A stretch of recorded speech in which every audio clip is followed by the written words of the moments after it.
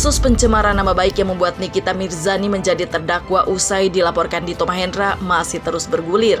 Sidang beragendakan pembacaan putusan sela atas nota keberatan atau eksepsi yang diajukan Nikita terhadap jaksa penuntut umum digelar Senin 5 Desember 2022. Dalam sidang yang berjalan cukup panjang tersebut, hakim menyatakan menolak eksepsi Nikita Mirzani, sehingga perkara kasus pun akan kembali dilanjutkan.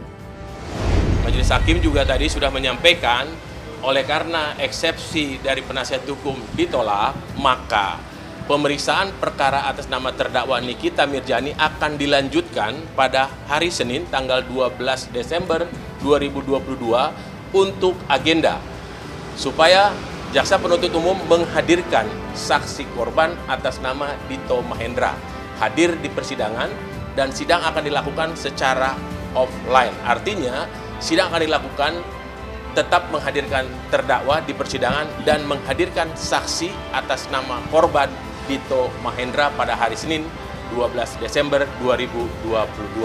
Kalau kami anggap bahwa hakim tidak menerima eksepsinya, karena hakim memandang bahwa banyak eksepsinya itu terkait dengan pokok perkara. Itu sah-sah saja lah. Karena hakim memandang bahwa ini eksepsinya udah masuk ke pokok. Kalau pokok itu ya nanti sidang selanjutnya. Seperti itu. Tapi beberapa hal yang terpenting bahwa hakim tidak mempertimbangkan eksepsi kami karena kami sudah masuk ke pokok-pokok masalah. Misalnya contohnya seperti kerugian dan sebagainya itu udah masuk kepada pokok perkara. Bang, memang itu sengaja dimasukkan? Kenapa? Dalam itu sengaja dimasukkan? Saya tidak akan jawab karena itu strateginya seorang pengacara yang mengungkap masalah di depan.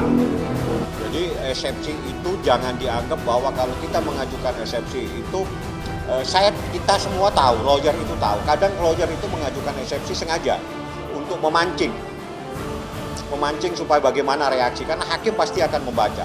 Begitu hakim membaca, hakim dari awal sudah tahu ini perkara seperti apa, paham ya?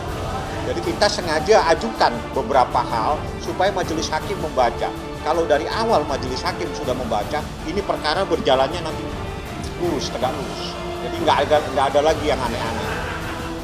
Dari awal kita kasih kode, yang mulia, ada persoalan ini, ada persoalan ini. Kita tahu itu adalah menjadi bagian dari pokok perkara. Nggak ada masalah. Hakim mau tidak mau membaca eksepsi kami. Mau tidak mau dia akan mempelajari eksepsi kami. Kenapa? Ini ada kaitannya dengan pokok perkara. Begitu masuk ke pokok perkara, hakim sudah mendapatkan gambaran perkara ini.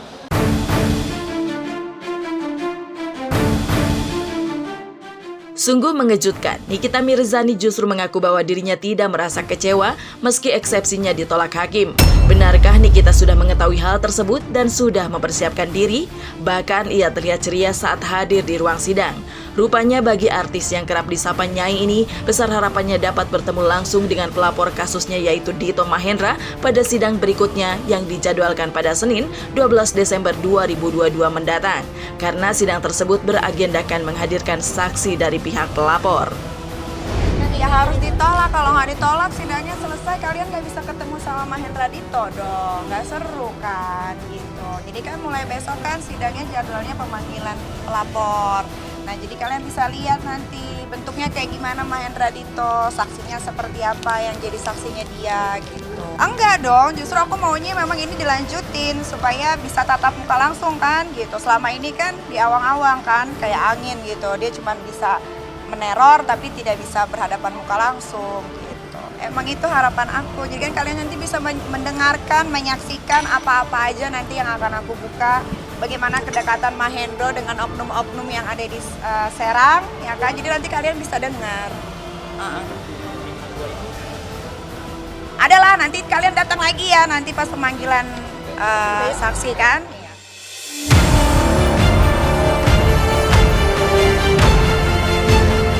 Berlanjutnya persidangan membuat Nikita harus lebih lama tinggal di dalam rutan dan jauh dari anak-anaknya.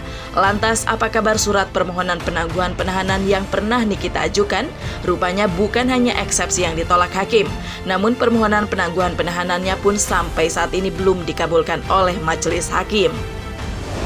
Biasa aja lah namanya kayak begini ya, gitu kan. Kalau dikabulin mah nanti jadinya aneh lagi, ya kan. Nggak ada masalah. Bukan ditolak, Masih itu berusaha. belum dikabulkan. Jadi bahasanya itu belum ditolak. Kalau ditolak langsung ditolak sama majelis. Nggak apa-apa, itu hak majelis hakim bukan menolak. Hakim hanya minta sampai saat ini masih dipertimbangkan. Artinya masih bisa terjadi pengalihan jenis penahanan. Kita lihat nanti prosesnya, karena hakim pasti mempunyai pertimbangan. Itu bagian dari proses hukum.